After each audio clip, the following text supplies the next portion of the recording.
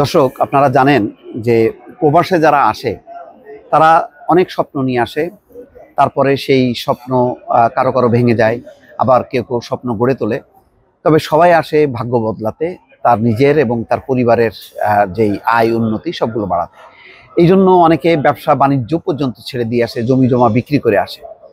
আমার পাশে একজন ভাই আছেন, ফরিদপুর থেকে। তিনি এসছেন 7 বছর আগে।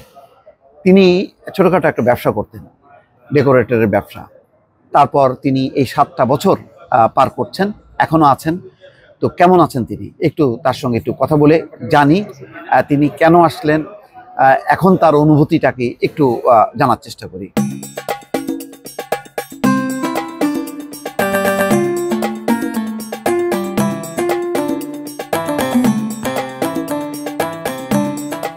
আপনার নাম হচ্ছে সুমন খান। 7 বছর আগে আসছেন। এখন আপনি কোথায় আছেন, কি করছেন এখানে মালয়েশিয়াতে? আমি আছি ইপো, পেরাক ডিস্ট্রিক্ট ইপোতে। হ্যাঁ, ওইখানে একটা সুপার মার্কেট মলে আছি, হ্যাঁ টিএফ মার্কেটে। হ্যাঁ। সুপারভাইজারের দায়িত্বে আছি। আচ্ছা, সুপারভাইজারের দায়িত্বে আছেন। আচ্ছা, তো আপনি যখন আসেন তখন ওখানে কি করতেন বাংলাদেশে, ফরিদপুরে? তখন আমি ডেকোরেটরের ব্যবসা করতাম। ডেকোরেটর কোন জায়গায় এটা, ফরিদপুরের কোথায়? এটা সালতা থানা, ক্যান্টিনিয়া বাজার। আচ্ছা, ওখানে ডেকোরেটরের ব্যবসা করতেন।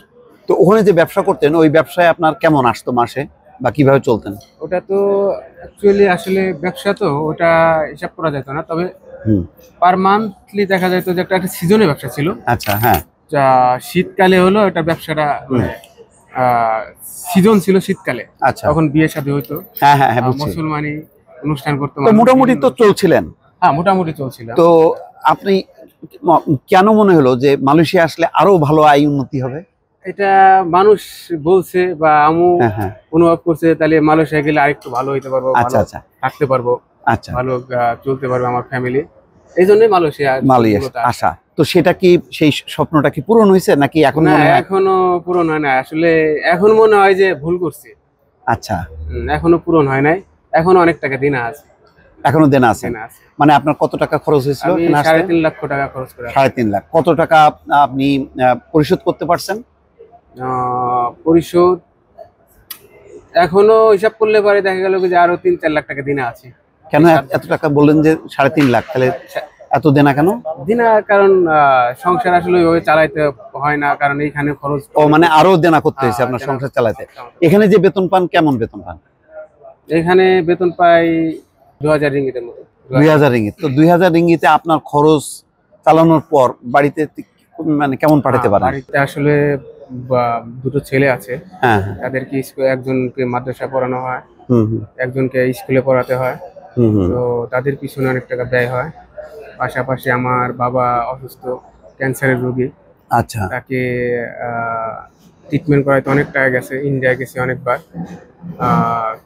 তার ইউরিন ব্লাডারে ক্যান্সার হয়েছিল। আচ্ছা আচ্ছা, ওটা ইনশাল্লাহ এখন ভালো। ওটা ফেলাই দেওয়া হয়েছে, কেটে ফেলাই দেওয়া পরে, সার্জারি করার পরে এখন ভালো।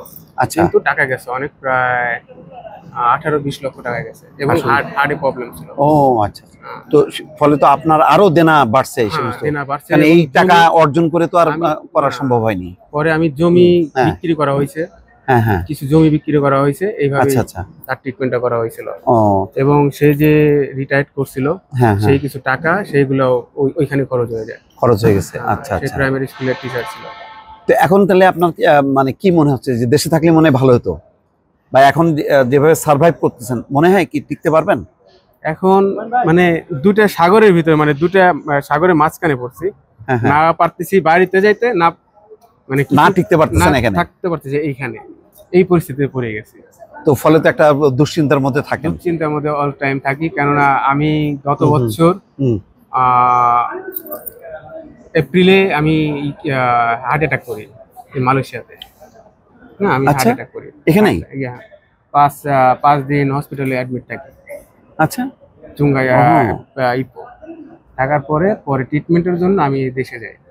তো ওখানে যাওয়ার পরে ডাক্তারে বললো যে ব্লক আছে, আপনাকে রিং পরাইতে হবে অবশ্যই। মানে 3টা থাকে, একটা সাইডে একবারে পুরোটাই ব্লক 100%।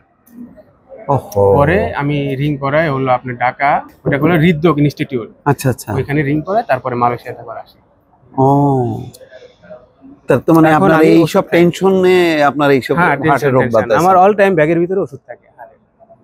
দেখবেন, দেখি, দেখেন ব্যাগের মধ্যে। আমি এখনো ওষুধ আনতে যাব, যে জায়গায় যাব আমার কাওয়ান বাংলাদেশ থেকে ওষুধ পাঠিয়েছে, আমি আনতে পারি নাই। দর্শক দেখেন, এটাও কিন্তু একটা বাস্তবতা যে ওই ভাই বিদেশে এসে কিন্তু খুব সুখে শান্তিতে নেই। আমরা তো মনে করি বিদেশে গেলে একেবারে সুখে শান্তিতে থাকবো। দেখেন এখন এই যে বিদেশে এসে এখন তার এই ওষুধ খেতে হচ্ছে, এই দুশ্চিন্তায় তার হার্টের পর্যন্ত রোগ হয়েছে, তার বাবা অসুস্থ। তার মানে হচ্ছে যে বিদেশে আসলেই যে একেবারে মানে আপনি সব সোনার পালঙ্কে শুয়ে থাকবেন, আপনি কাড়ি কাড়ি টাকা কামাবেন, বিষয়টা কিন্তু তা না। সুতরাং বুঝবেন যে আপনি বুঝে কিন্তু আসবেন। আপনার একটা মোটামুটি একটা অবস্থা আছে, ওটাকে ধ্বংস করে দিয়ে আপনি বিদেশে আসবেন না। দর্শক, অন্তত এই ভাইয়ের কাছ থেকে আমরা এইটুক জানলাম যে বিদেশ মানেই সেখানে একেবারে স্বর্গ না।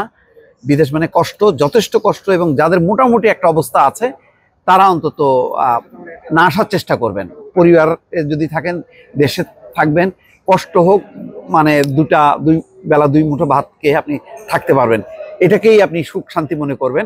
হঠাৎ করে অনেক বেশি প্রত্যাশা নিয়ে বিদেশে আসবেন, হোঁচট খাবেন, তারপরে নানা রকম সমস্যার মধ্যে পড়বেন। এবং উনি কিন্তু বললেন যে এখন দুই সাগরের মাঝখানে আছি, যে না যাইতে পারতেছি দেশে, না এখানে থাকতে পারতেছি। এইরকম কিন্তু অবস্থা বহু প্রবাসীর, কেউ বলে কেউ বলে না। দর্শক ভালো থাকবেন, আল্লাহ হাফেজ।